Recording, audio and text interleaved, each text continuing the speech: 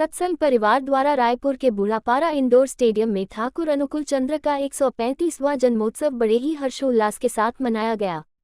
कार्यक्रम में सत्संग के अलावा भजन कीर्तन एवं झांकियां भी निकाली गई, जहां श्रद्धालुओं ने समारोह का जमकर आनंद लिया। जन्मोत्सव में राज्यपाल अनुसुईया उइके समेत अन्य जनप्रतिनिधि मौजूद रहे। जन्मोत्सव कार्यक्रम में वक्ताओं के विचारों को सुनने के बाद बच्चों ने सांस्कृतिक कार्यक्रम की प्रस्तुति दी। ठाकुर अनुकूल चंद के 135वां जन्मोत्सव कार्यक्रम में भाग लेने राजधानी रायपुर में दूर दराज से भक्त पहुंचे। बता दें, सत्संग परिवार जन्मोत्सव हर वर्ष एक उत्सव के रूप में मनाते आ रहा था, लेकिन पिछले 2 वर्ष कोरोना काल के कारण कई कार्यक्रम स्थगित कर दिए गए। लेकिन इस वर्ष कोरोना का प्रकोप नहीं रहने के कारण जन्मोत्सव को धूमधाम के साथ मनाया गया। इस जन्मोत्सव पर अनुकूल चंद्र जी के भक्तों के द्वारा प्रार्थना, कीर्तन सहित विभिन्न धार्मिक ग्रंथों का पाठ किया गया, जहां भक्तों ने ठाकुर जी का नाम संकीर्तन एवं धर्म सभा का भरपूर लुत्फ उठाया। वहीं इस अवसर पर महाप्रसाद का वितरण किया गया, जिसमें बड़ी संख्या में श्रद्धालुओं ने आनंद लिया। आज श्री श्री ठाकुर अनुकूल चंद्र जी के 135वें जन्म महोत्सव के इस आयोजन में शामिल होकर मैं अत्यंत अपने आप को गौरवान्वित और सौभाग्यशाली महसूस कर रही हूँ।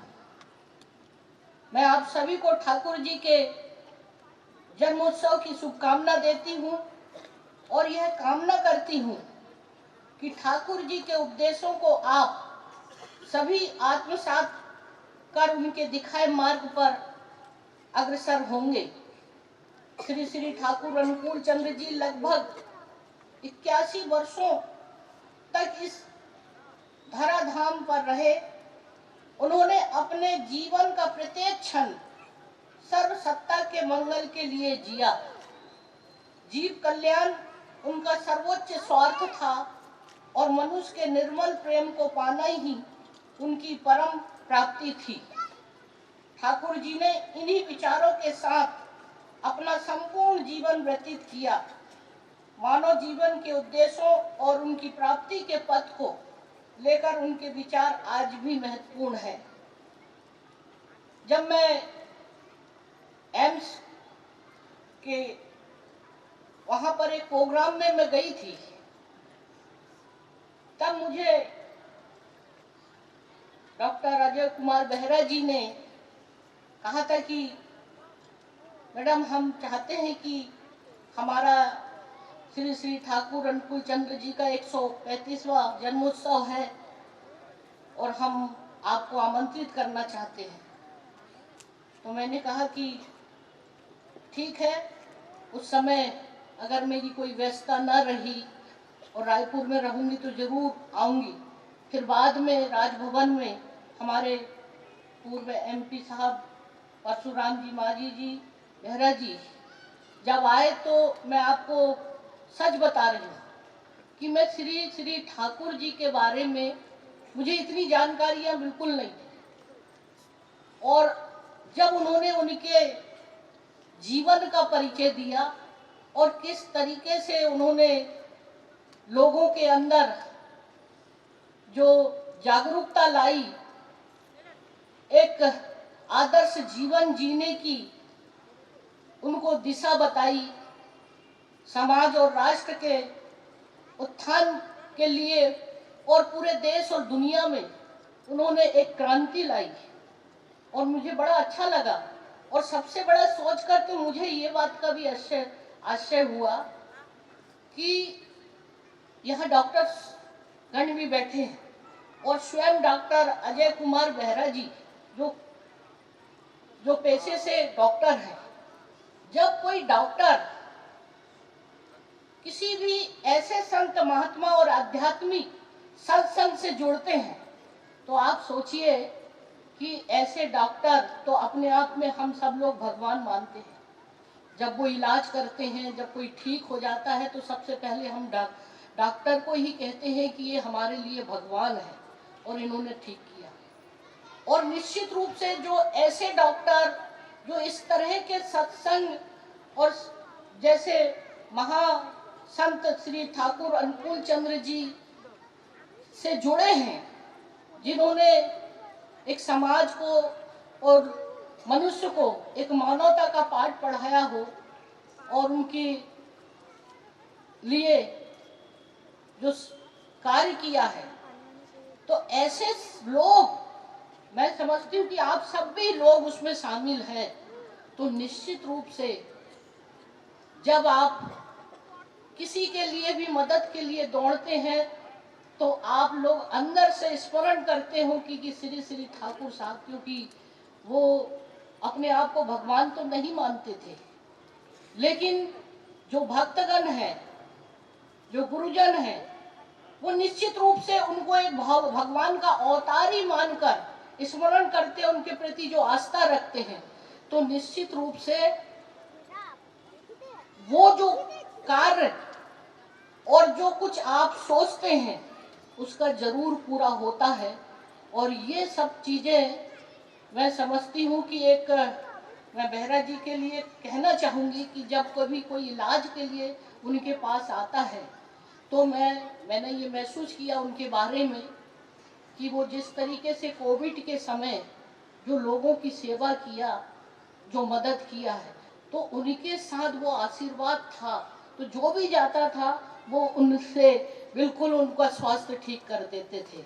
आज मैं उन्हें बहुत बधाई और पूरे डॉक्टर्स को भी, टीम को भी उनकी मैं बहुत बहुत उनको आभार व्यक्त करती हूँ कि आपने मुझे यहाँ आमंत्रित किया और इतने सब लोगों से मेरा मुलाकात करने का ये मुझे सौभाग्य दिया।